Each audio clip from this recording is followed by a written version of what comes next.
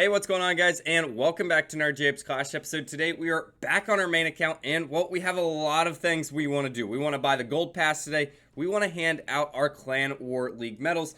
I have great news. We have been promoted to Champions League 3, which is incredible. It's actually, there's not a lot of clans in the world that are in Champions League, and we have done it. We got promoted pretty much 7 months back to back to back. Again, if you want to join the clan, be part of our push to the top, here is our Clan War League history.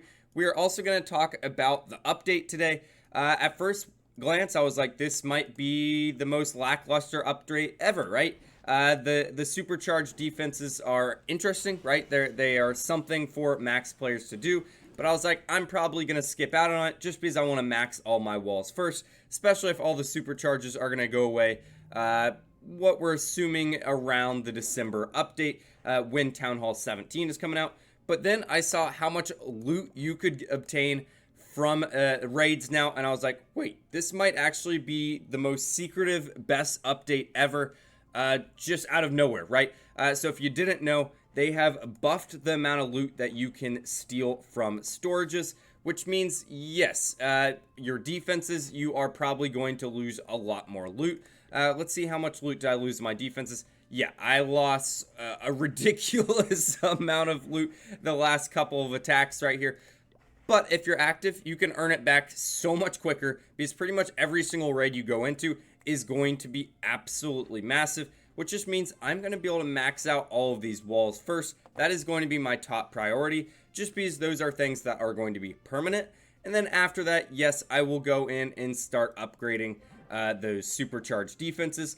Should I probably prioritize some of them just to keep builders going? Yes, I will probably upgrade all of the mines and all the cheaper upgrades first. I know that doesn't really correlate and make that much sense to a typical upgrade guide, but I want to pump all my resources into these walls. But before we go in and do an attack and actually talk about my favorite part of the update, which is going to be the chests, let's go over to our Clan War League, and we have to distribute these medals. We have 10 people that get the medals. If you win every single war day, who knew? You get a lot of medals.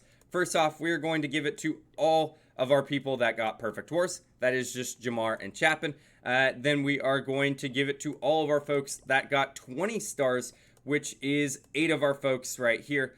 Winter Soldier will get to 19 right here. And then Cesar will get the final one. We are going to, frankly, do it fully off of stars. All of our people that participated in 7 out of 7 wars got the stars. And then the final stars, we bench people who get 1 stars. So Cesar actually had a pretty insane war day, just won 1 star and then got left out of the other war. So these are all very valiant people that earned these bonuses. Feel bad for the people down here. Everyone in the clan that attacked all 16 members absolutely put in work, especially our Town Hall 15s down here with 3 perfect war days. If you guys upgrade to Town Hall 16, you will begin those bonuses. But in 3, 2, 1, does this look good? Oh, look at that. I even get some medals. Yeah, let's do it. That is going to be 90 bonus medals for everyone right there. And for us, looking at our bonus medal situation now, that is a scenery that you just clicked, Jacob. Let's go over here. We now have 1,300 CWL medals, which is actually the most I have ever stored up, which is going to be awesome, right? So if we are anticipating the next big update to be around the December update, and we are receiving around 300, 400 per raid now, closer to 450 actually. I don't know why I said 300 at first. We are going to be close to 2,500 CWL medals before the next update, which is going to be crazy, right? I've never got to that before. I could waste these medals on buying all of these statues. I'm probably not, but I am going to be very, very tempted to buy this War Arena scenery if I do get to 2,500 medals. So that's just going to be a decision we're going to have to make when we get to that point. But for the time being, we're just going to keep stockpiling them just because, of course, we're not going to use our hammers on these supercharged defenses, especially if they are going to go away on the back end. But before we go into a raid, let's go in and buy this gold pass. Again, that was a big sticking point for a lot of people at the beginning of the month, was obviously the gold pass, and I even mentioned it, the hero skin was taken out. But now we kind of know why the hero skin was taken out. It was because of pretty much the loot boxes that they have instituted into the game. Again, we will talk about that in tomorrow's video. If you want a super deep dive on that, go watch Judo. Watch any of the people that have early access to those things. It launches tomorrow officially in the game, and I'll get to try it out for the first time. But let's go buy the gold pass. Once I buy that, I will be right back. Alright, gold pass has been received, and of course, because we've bought pretty much every gold pass for the last who knows how long, we get plus 200 on this, so we right away get our training boost, research boost, builder boost, and of course, we have attacked a few times over the last week or so. I've been mainly focusing in on CWL, so a lot of my storages have been sitting full, but we have started progression on some of these track rewards. But if we look at the challenges, they look very doable this season. And actually, the second chunk have just been released. We have 1450 active, which means we could get all the way up to 2000, which means we can't unlock the skin just yet, but we can get pretty deep into the season, which is pretty sweet.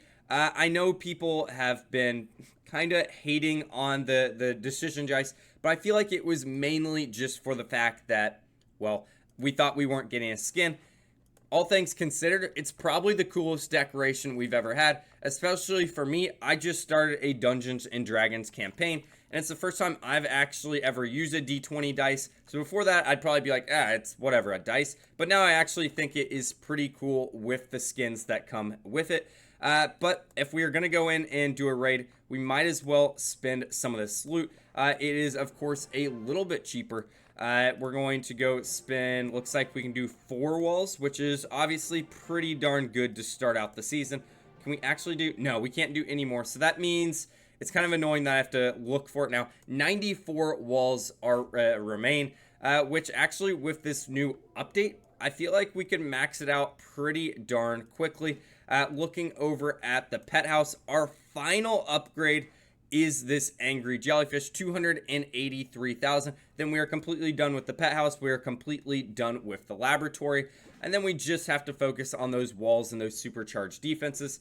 So actually, I think I am going to go in with a raid and see if we can start this angry jellyfish. And then, of course, get a couple more walls along the way. Yeah, that's going to be perfect with the loot we just found right there. That's actually 2 more walls. But I'm going to go find a massive raid, and then I am going to be right back. I was hoping it was going to be that first one, but we'll be right back. All right, not long later, we have found a raid with 1.6 million, 10,000 Dark Elixir. This used to take absolutely forever to find a raid like this. This only took me like 2 or 3 clicks after I went off right there. Where do we want to start from? It doesn't really matter. This isn't like a CWL base or anything, so we should be able to pretty much just dominate it with our specific strategy.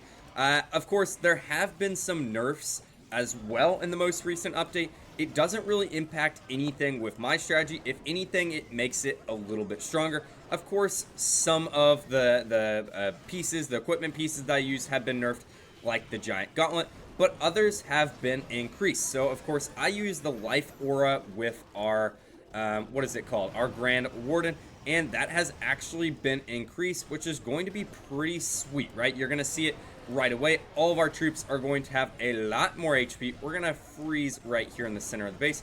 See if we can destroy anything with these Yetis. Yetis actually get the town hall down, which is incredible. We're going to go in with the rest of the raid over here. And I'll see if the life aura, you can tell that everything with the Super Hog Riders has been boosted pretty much. And what's great is the Super Hog Rider basically has 3 separate troops. So every single one of those troops that falls off the Hog Rider and then the Hog itself, they count as special entities by themselves. So that just means more HP across the entire field, which is absolutely awesome. Let's go rage up here in the core. We have all these Infernos. Not great place, but of course, so much HP on the battlefield for these Super Hog Riders with the Warden. And our, yeah, this base is absolutely destroyed. And we got a ton of loot on the backside. Let's save our King ability for the time being. Not the most perfect attack in the world, but a 3-star is a 3-star nonetheless. Let's pop all of our abilities right there. If you haven't watched my favorite skin video just yet, I would recommend going and watch it. This Golem King, I'll just say, is pretty high up there, especially because of that giant gauntlet. Put a lot of work in that video. I'll actually pin it right now. I want you to go watch it. It's a fun video. But there you go, 286,000 Dark Elixir. That is a massive raid. You have to also think we get 300,000 on top of that. So that's basically, I'm going to round up, 2 million of each, just like that. And then, of course, we get the star bonus on top of that. So 3 million loot just earned from that raid alone. This is going to be the final pet house level for this account for the time being until we get new pets, new levels. 283,000. We, of course, could use a Book of Heroes, a hammer, a building, anything like that. We're actually just going to wait, right? There's no upgrades for the foreseeable future. I'm not using the Angry Jellyfish. I'm going to save the pet potions as well. But we are going to go in over here. And where do we want our 2 walls to upgrade? It doesn't really matter, right? We're going to go in right here. 1 wall right there. 2 walls right there. And now we should be sitting at, yep, 92 walls left. Pretty incredible, pretty incredible. Final thing we're going to check up on before we leave for today is our hero equipment. How's it looking? I think pretty good. Since last episode, we have maxed out our fireball, which is incredible. We are now starting to work on this magic mirror. I guess we can do 1 upgrade right there. But what I have noticed is all of our Grand Warden equipment is completely maxed out. Now we're working on some of our Archer Queen equipment right here. But overall, guys, if you guys have enjoyed this video, make sure to like, make sure to subscribe. I'll see you guys next time. Have a great day. Peace.